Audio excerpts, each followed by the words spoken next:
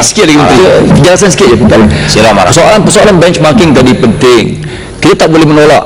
Tak, saya kata penambahbaikan akan terus dilakukan. Yang Batu Pahat sebutkan tadi. Kita kena terima world standard. Tetapi over and above kita perlu ada punya benchmarking kita sendiri. Ya, sila. Yang Wan Marang. Yang kedua, terdapat dua perkara yang disebut boleh membantu kemajuan pusat pendidikan tinggi. Yang pertama, akta-akta universiti yang terlalu banyak mengongkong kegiatan pensyarah kaki tangan dan pelajar, memberi kesan psikologi dari segi perkembangan ilmu di universiti itu sendiri. Yang kedua, peranan bahasa ibunda.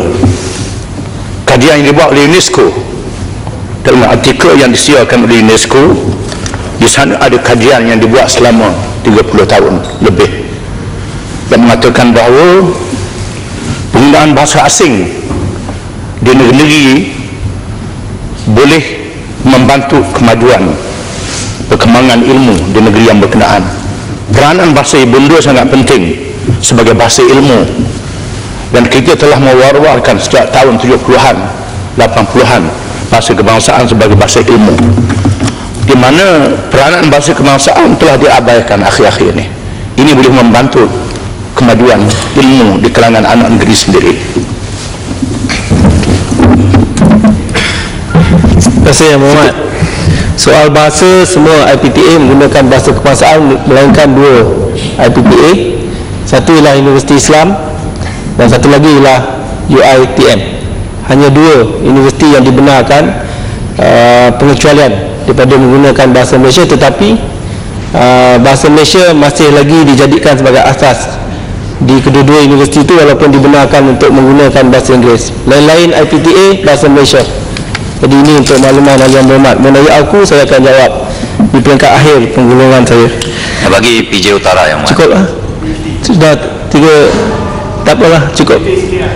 Yang kita ada lepas ni bajet session boleh boleh itu.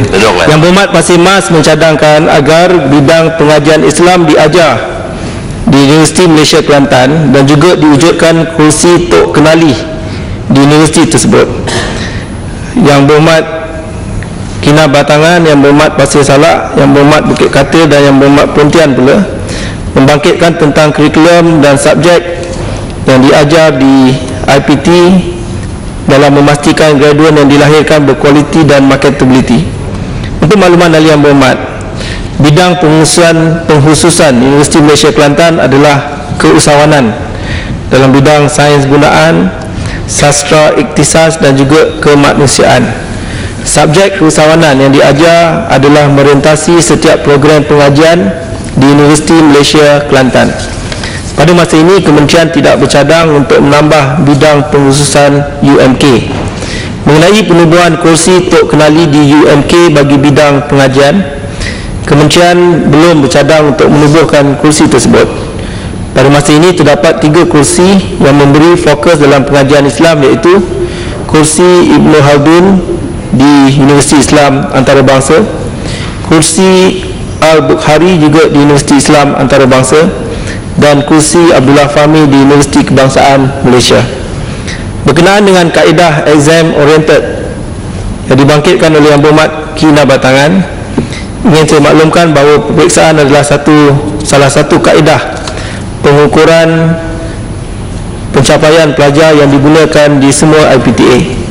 Di samping itu, penilaian melalui kaedah selain peperiksaan akan tetap diteruskan, umpamanya penilaian terhadap pembentangan kertas kerja, penilaian tugasan individu dan berkumpulan, serta penilaian terhadap kajian yang dijalankan oleh pelajar. Yang Berhormat, mengenai isu college community, Yang Berhormat Kinabatangan membangkitkan tentang masalah pelajar tercecer yang tidak dapat ditampung oleh college community. Manakala Yang Berhormat Pontian dan Yang Berhormat Lipis mencadangkan agar ditubuhkan college community di Pontian dan juga Kuala Lipis.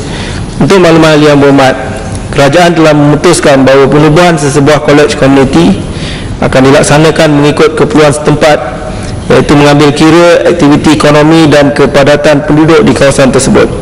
Setakat 29 Februari 2008 di negeri Pahang telah terdapat sebanyak 5 buah kolej komuniti induk, iaitu di Rompin, Bentung, Mentakap, Kuantan dan Paya Besar, serta sebuah kolej komuniti cawangan di Raut. Manakala di negeri Johor pula telah beroperasi sebanyak 5 buah kolej komuniti induk, iaitu di Ledang, di Sekamat, di Bandar Penawar dan juga di Pasir Gudang, serta 3 buah kolej komuniti cawangan, iaitu di Tanjung Piai, Pagoh dan Muar. Dalam tempoh rancangan Malaysia 9, kerajaan akan Lipis mencadangkan agar ditubuhkan kolej komuniti di Pontian dan juga Kuala Lipis.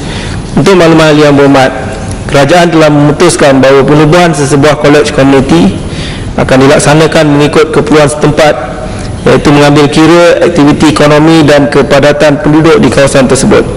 Setakat 29 Februari 2008 di negeri Pahang telah terdapat sebanyak 5 buah kolej komuniti induk, iaitu di Rompin, Bentung, Mentakap, Kuantan dan Paya Besar, serta sebuah kolej komuniti cawangan di Raut.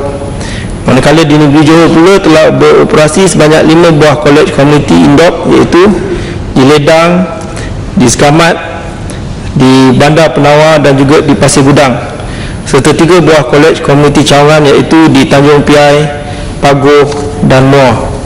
Dalam tempoh rancangan Malaysia 9, kerajaan akan membangunkan 25 buah kolej komuniti baru dan 43 buah kolej komuniti cawangan. Kolej komuniti cawangan Lipis telah tersenarai di antara 43 buah kolej komuniti cawangan yang akan dibina di bawah rancangan Malaysia yang ke-9. Bagi kolej komuniti Pontian, mungkin boleh ditimbangkan pada masa hadapan bergantung kepada keperluan semasa. Yang Berhormat Tenum telah mempersoalkan tentang keperluan memberi kebenaran kepada kafe franchise seperti Starbucks, Dunkin Donut dan Kopitiam untuk beroperasi di IPTA. Untuk makluman yang berhormat, cadangan untuk memberi kebenaran kepada kafe franchise beroperasi di IPTA adalah tertakluk kepada kebenaran Naib Chancellor sesebuah IPTA. Naib Chancellor bebas untuk membuat keputusan sama ada untuk membenarkan mana-mana kafe franchise untuk beroperasi di IPTA berkenaan berdasarkan keperluan dan keadaan persekitaran di sesebuah IPTA. Mengenai isu AUKU, Yang Berhormat Pematang Power menyatakan bahawa AUKU adalah penyebab Akta Universiti dan Kolej Universiti, penyebab lahirnya graduan yang tidak berkualiti, dan Yang Berhormat rasa pula meminta dipercepatkan proses meminda AUKU. Untuk makluman ahli-ahli Yang Berhormat, kerajaan sedang meneliti dan menyemak peruntukan-peruntukan yang terdapat dalam AUKU secara menyeluruh dan dijangka akan dapat dibentangkan di Parlimen pada tahun ini, insya-Allah. Tuan Yang di-Ketua, setakat itu sajalah yang dapat saya jelaskan mengenai perkara yang menyentuh Kementerian Pengajian Tinggi yang telah dibangkitkan oleh ahli-ahli Yang Berhormat sekalian. Terima kasih di atas sokongan dan keprihatinan ahli-ahli Yang Berhormat yang telah sama-sama menyumbang meningkatkan kecemerlangan pengajian tinggi dalam negara kita.